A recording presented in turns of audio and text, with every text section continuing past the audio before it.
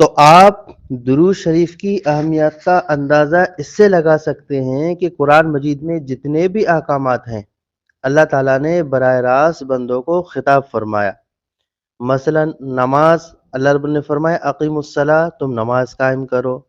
زکوٰۃ کی باری آئی، اللہ رب نے فرمایا آتوا الزکوٰۃ، تم زکوٰۃ دو۔ روزوں کی باری آئی، اللہ رب العزت نے فرمایا کتب علیکم الصیام، تم پر روزہ فرض ہے۔ صرف یہ کا اور بھی بہت سارے احکامات ہیں جتنے بھی ہیں، ان سب کے متعلق اللہ رب العزت نے صرف یہ فرمایا تم نماز قائم کرو، تم روزہ رکھو، تم زکوٰۃ ادا کرو، لیکن کسی بھی حکم کے متعلق اللہ نے یہ نہیں فرمایا کہ یہ عمل میں بھی کرتا ہوں، میرے فرشتے بھی کرتے ہیں، لہذا اے انسانوں یہ عمل تم بھی کرو۔ واحد ایک عمل ہے درود شریف، واحد ایک عمل ہے درود شریف۔ وہ واحد ایک ایسا عمل ہے کہ پہلے خود اللہ جل شانہ نے حضور صلی اللہ علیہ وسلم پر درود شریف بھیجا یا بھیجتے ہیں، اس کے بعد اللہ رب العزت کے فرشتے بھیجتے ہیں، جیسے کہ اللہ کا ارشاد ہے ان اللہ و ملائکتہ یصلون علی النبی، کہ اللہ جل شانہ اور اللہ کے فرشتے یہ نبی پر درود بھیجتے ہیں۔ پھر آگے اللہ رب العزت نے فرمایا یعنی یہ کام میں بھی کرتا ہوں، میرے فرشتے بھی کرتے ہیں۔ اب آگے اللہ رب العزت نے اپنے بندوں کو بھی حکم دیا یا ایھا الذین آمنوا صلو علیہ وسلموا تسلیما، کہ ایمان والو میں بھی یہ کام کرتا ہوں، میرے فرشتے بھی یہ کام کرتے ہیں، لہٰذا اے ایمان والو تم بھی حضور صلی اللہ علیہ وسلم پر درود اور سلام بھیجو۔ میرے بھائی دوستو بزرگوں، اس سے ہم اندازہ لگائیں کہ درود شریف کی اہمیت، اتنی اہمیت کہ جس عمل کو اللہ خود کریں، جس عمل کو اللہ کے فرشتے کریں، پھر اللہ رب العزت اس عمل کے کرنے کے اپنے بندوں کو حکم دے، تو آپ خود اندازہ لگائیں کہ اس عمل کی کیا اہمیت ہے اللہ کے ہاں۔ تو یہ درود شریف ہے، اللہ رب العزت نے اس کی وجہ سے بڑے بڑے لوگوں کے حاجات اللہ رب العزت نے اس کی وجہ سے پورے کیے۔ ہاں، دارالکتاب العربی بیروت کی چھپائی کی ایک کتاب ہے درۃ الناصحین فی الوعظ والارشاد، اس کے اندر ایک واقعہ لکھا ہوا ہے صفحہ نمبر 64 پر، کہ ایک مرتبہ ایک یہودی نے حضور اکرم صلی اللہ علیہ وسلم کے سامنے ایک مسلمان پر جھوٹا دعویٰ کیا، یعنی کہ اس مسلمان نے مجھ سے اونٹ چرایا ہے، اور اس جھوٹے دعوے پر اس نے 4 منافقوں کو گواہ بھی بنایا، یعنی 4 منافق، ان 4 منافقوں نے اس کے حق میں گواہی بھی دے دی کہ اس مسلمان نے یہودی سے اونٹ چرایا ہے۔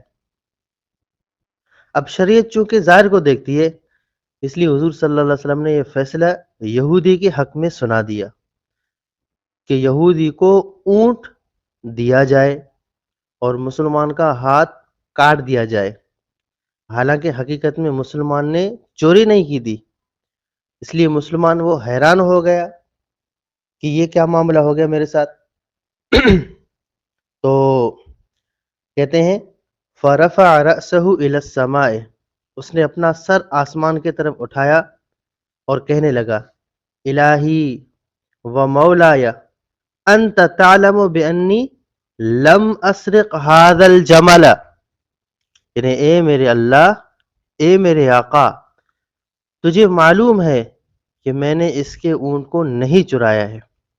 پھر حضور اکرم صلی اللہ علیہ وسلم کی طرف مخاطب ہو کر کہنے لگا ان حکمک حق، کہ اللہ کے رسول آپ کا فیصلہ حق ہے، سچ ہے، ولیکن استخبر عنی ھذا الجمل، لیکن آپ میرے بارے میں ذرا اس اونٹ سے پوچھے کہ یہ اونٹ کیا کہتا ہے، کہ اس کو کس نے چرایا، آپ ذرا اونٹ سے تو پوچھے۔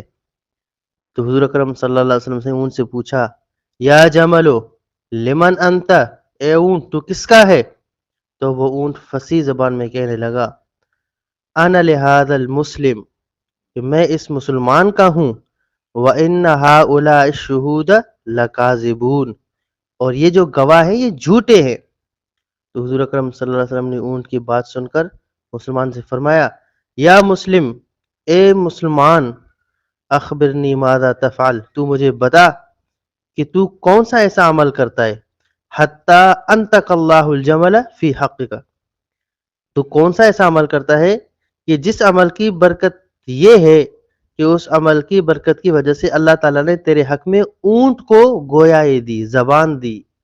زبان تو تھی لیکن بولنے کی طاقت دی اس زبان میں. تو آپ نے اس سے پوچھا، سوال کیا. وہ مسلمان کہنے لگا کہ انا لا انام اللیل حتی اصلی علیک 10 صلات. انا لا انام اللیل، میں رات کو اس وقت تک نہیں سوتا، حتی اصلی علیک 10 صلوات، جب تک کہ میں آپ پر 10 مرتبہ درود شریف نہ بھیجوں. اس وقت تک رات کو. اب خود دیکھیں درود شریف کی وجہ سے اللہ رب العزت نے اس کے ناممکن کام کو کر کے دکھایا کہ اونٹ کا بولنا یہ تو ممکن ہی نہیں ہے، لیکن اللہ رب العزت نے اس کے اس ناممکن کام کو بھی ممکن بنا کر دکھایا. تو کیا کہا؟ انا لا انام اللیل حتی اصلی علیک 10 صلوات، میں رات کو اس وقت تک نہیں سوتا جب تک کہ آپ پر 10 مرتبہ درود شریف نہ بھیجوں. اللہ. تو یہ سن کر حضور صلی اللہ علیہ وسلم نے فرمایا نجوت من القطع فی الدنیا وتنجو من عذاب الآخرت. تو رات کو 10 مرتبہ مجھ پر درود شریف بھیجتا ہے نا، تو اس کی برکت کی وجہ سے دنیا میں ہاتھ کاٹنے سے تو نے نجات پائی، اور قیامت میں آخرت کے عذاب سے بھی تو نجات پائے گا. اس لیے کیا فرمایا؟ نجوت من القطع فی الدنیا وتنجو من عذاب الآخرت فی العقبہ ببرکت صلاتک علی. ہاں، یہ اللہ رب العزت نے نبی صلی اللہ علیہ وسلم نے اس سے فرمایا. تو درود شریف کی وجہ سے اللہ رب العزت نے اس کو یہ درجہ عطا فرمایا، اور اس درود شریف پڑھنے کی برکت سے 10 مرتبہ درود شریف پڑھا، اللہ رب العزت نے اس کے ناممکن کام کو بھی ممکن بنا کر دکھایا. ایسے بہت سارے واقعات ہیں. الترغیب والترہیب جلد نمبر 2 صفحہ نمبر 323 میں بھی ایک واقعہ لکھا ہوا ہے. یعنی آپ صلی اللہ علیہ وسلم کا فرمان ہے، آپ کا فرمان لکھا ہوا ہے. آپ نے فرمایا من صلی علیہ صلاۃ واحدۃ صلی اللہ علیہ عشرا، جو مجھ پر ایک دفعہ درود بھیجتا ہے اللہ تعالیٰ اس پر 10 رحمتیں نازل فرماتا ہے.